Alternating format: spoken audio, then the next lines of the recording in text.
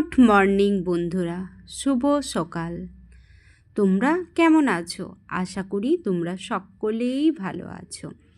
দেখো, আজকে সকাল থেকে কেমন অঝোরে বৃষ্টি শুরু হয়ে গেছে।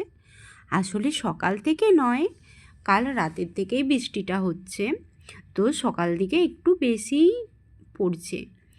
তো আমি ঘুম থেকে উঠে পড়েছি। এবার সর্বপ্রথম আমার যেটা কাজ, চলো রান্নাঘরের দিকে যাই। তো বৃষ্টির দিনে একটু খিচুড়িটাই ভালো লাগে, বাট কিছু করার নেই, আমার কাছে সবজি সেরকম নেই খিচুড়ি বানানোর মতো।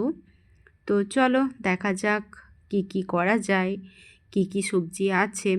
আসলে আমার বরের এখন কাজের একটু চাপ আছে, তো সেই জন্য বাজার যাওয়ার টাইম হয়ে ওঠেনি। তো যে সবজিগুলো আছে সেদিকেই আজকের মতো রান্না করব। তো চলো তোমরাও দেখতে থাকো কি কি রান্না করা যায়। প্রথমেই আমি একটা ওভেনে ভাতটা বসিয়ে দিলাম।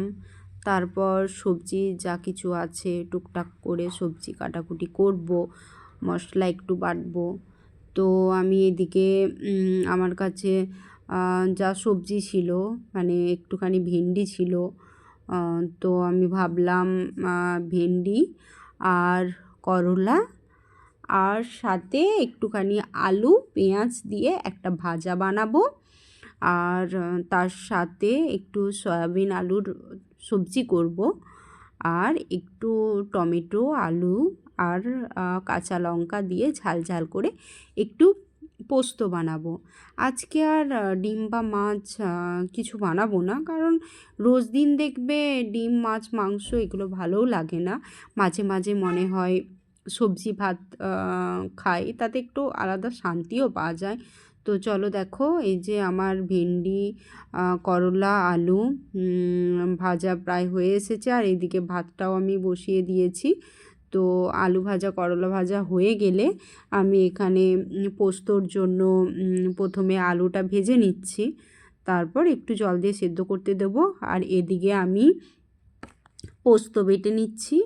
আমি যদিও শিলনোড়াতেই বাটি, মিক্সি আমার কাছে আপাতত এখনও নেই, তো সেই জন্য আমি মশলা শিলনোড়াতেই বাটি। তো আমার এদিকে পোস্তটা বাটা হয়ে গেছে। আর কাঁচা লঙ্কাটা জানো তো, এভাবে বাটলে না হাতে বড্ড জ্বালা করে, তাই জন্য আমি না ওই যখন আলুটা ভাজছিলাম তো তার মধ্যেই 5-6টা লঙ্কা দিয়ে দিয়েছিলাম।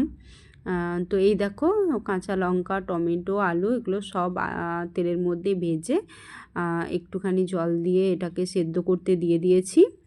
তো চলো, আজকের ব্লগটি এই পর্যন্ত, টাটা।